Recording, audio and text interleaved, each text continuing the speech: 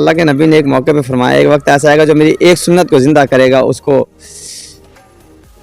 شہداء جیسا اجر ملے گا. تو صحابہ کرام نے پوچھا یا رسول اللہ کون سے شہداء؟ کہا وہ شہداء جو اب شہید ہو رہے ہیں. غزوہ بدر، غزوہ احد، صحیح ہے نا، ان شہداء جیسا اجر ملے گا.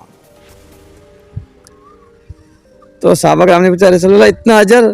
تو آپ علیہ وسلم نے فرمایا اوئے ہوئے تمہیں کیا پتا اس وقت ایک سنت زندہ کرنا بھی بڑا مشکل ہو جائے گا، اور ایک سنت کو زندہ کرنا ایسا ہوگا جیسے انگاروں پہ چلنا. میں بہت سے لوگوں سے ملتا ہوں کہتے ہیں بھائی ایمانداری سے چلیں کیسے، ہم نظام چلنے نہیں دیتا.